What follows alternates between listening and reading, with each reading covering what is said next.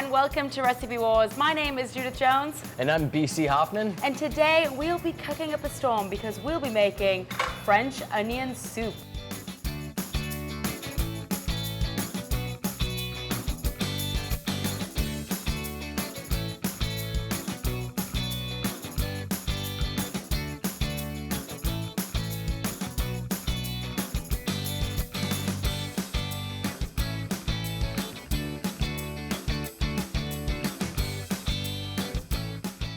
All right, well, I'll be doing Julia Child's version. I'm chopping onions for French onion soup. We're going to brown them in butter and simmer them in stock and then gratinate them like this.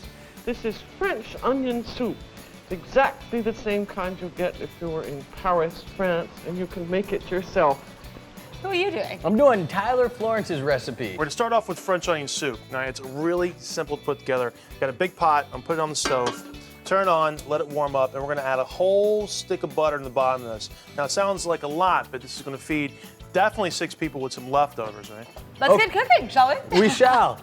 This is something that's really easy, quick, and simple to do at home for my recipe. For your recipe, it's simple, but it's a long process. It's really cool because Julia Child actually brought French cuisine's popularity into the US in the 1960s. Yeah. And that's when this dish really made a huge appearance and became really popular. So because of that, we're gonna thank you, Julia Child. Yeah. She cooks hers for hours. You've got like a 2.5-hour process with that one.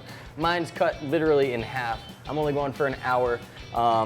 So quicker, easier, longer, but I think it's gonna taste better. Yeah, it's a long recipe, but if you've got a Sunday afternoon, it's cold outside, it's a perfect thing to do. And if you've got lots of leftover onions, what better use of them than to do this? All right, so first of all, in a large quart pan, we're both gonna put it on the heat, and I'm gonna add my butter and oil into this. Let it melt and get hot. So I've got half a cup of butter I'm gonna throw in there, unsalted. Can't stress the unsalted because this can be a very salty dish, especially if you're using canned beef broth, ladies and gentlemen. So I'm gonna just melt my butter. Melt my butter. And then I'm gonna throw in my onions. I've got about 4 onions sliced right here.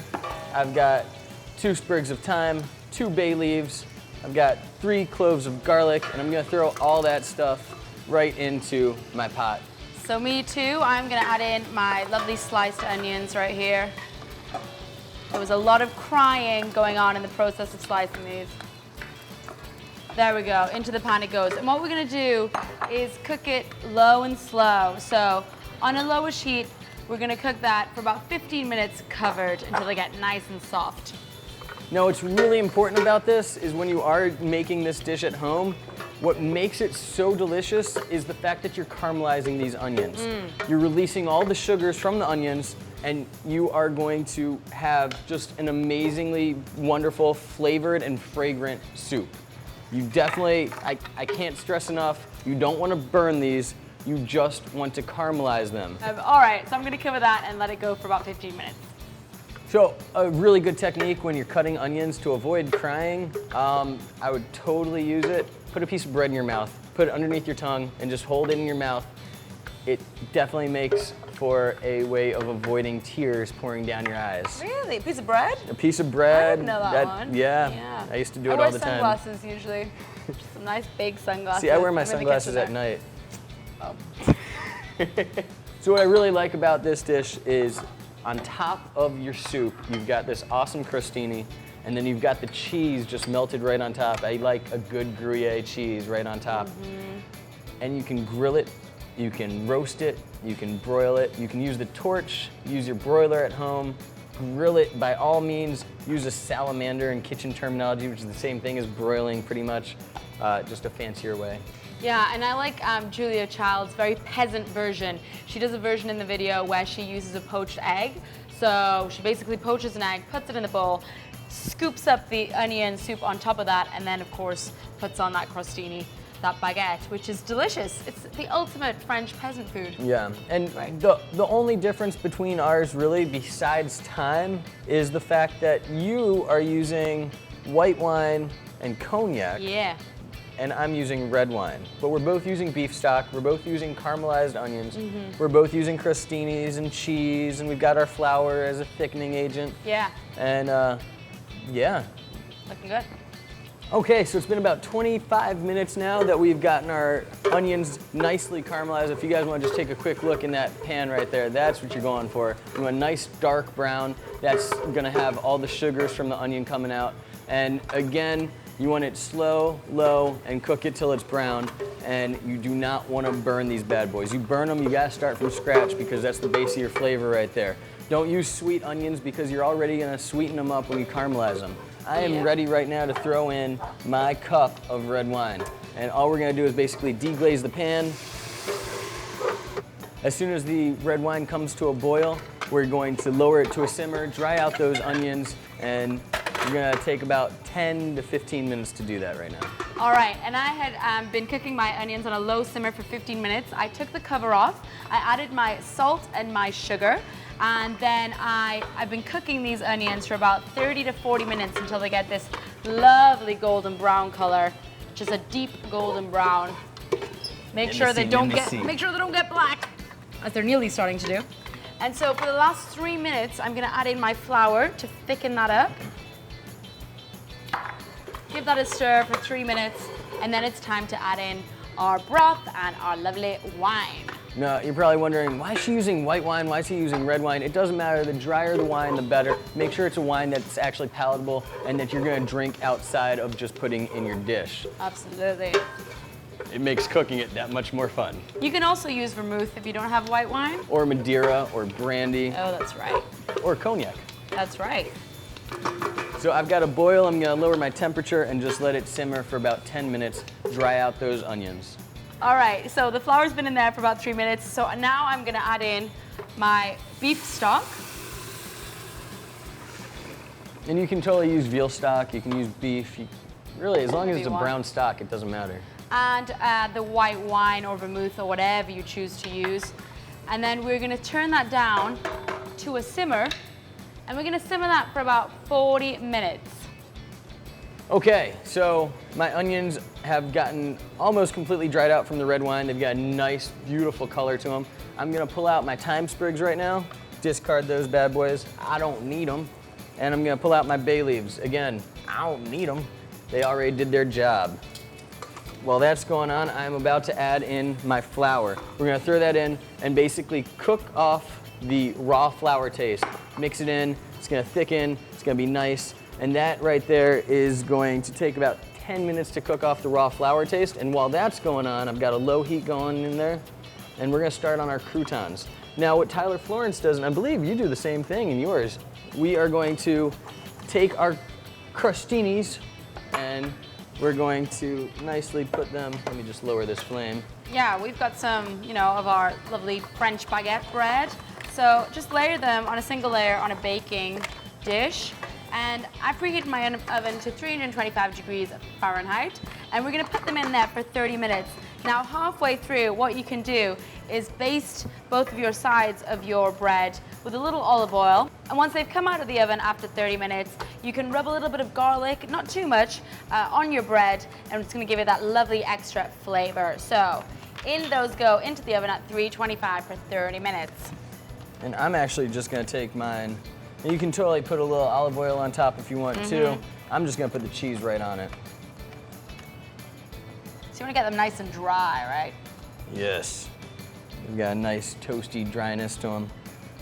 And we're just gonna float this right on top of the soup as soon as we ladle it into the bowl. Now again, a very important thing, I can't stress enough, patience when making this dish. I know you're looking and you're like, wow, it takes 10 minutes to do that, 15 minutes to do that, 25 minutes to do that. Yes, there's few steps, but each step takes a lot of time. So I'm gonna pop these in the oven now. So you can smell the raw flour coming off right now. I'd say about another minute, and then I'm ready to put my beef stock in here, and I'm gonna let that cook for about 10 to 15 minutes. And then my soup will be ready to ladle out and throw in the oven to melt that cheese right on top of my crostini. And I'm letting my onion soup simmer here for about 40 minutes, partially uncovered. I'm ready to go in with my broth right now. Oh, yeah. And occasionally you can do a little skimming within those 40 minutes. Dépoulage. There we go. So I have 2 quarts of beef broth I just threw in there. I'm just gonna stir that around and then I'm gonna let that cook for 15 minutes and I will be ready to go. Okay, so we just cleaned up the kitchen. We're ready to taste our French onion soup. So the question is, which one should we dig into? I'm gonna say Tyler Florence because I really already have a premonition that Julia Child won this one, so. Well, we haven't tasted them yet, but I think so too. Yeah. But let's try, Let's try. do it. Let's dig into cooked yours for a lot then. longer than mine, so. All right. Ooh, look at that. It's creamy. All right. Alrighty, let's do it. There's a lot of flavor in that. Yeah. That's really good. Oh, I'm super impressed. I really like that. Yeah. This is one of my favorite soups, right? This is definitely my favorite soup. Not this one in particular, but every time I'm in a restaurant, I see French onion soup, I'm like, I gotta order it. Even if it isn't gonna be good, I still order it. I like that a lot, BC. Already. I'm going for Julia. Okay, let's do it. Oh, Oh. get some of that cheese. Look, I mean, just look at that. The color on this one, like Yeah. that one. That's a little liquidy too. Yeah. This one has a thickness to it. This one you can tell cooked for an hour and a half longer than Right. mine. Like that. Wow, look at that. And just to mention, I did add the cognac in there after we cooked it. It Just makes as a little big difference. Last touch. Oh my gosh, I'm getting all this cheese. Again, the cognac can be. You can add anything, brandy, Madeira wine.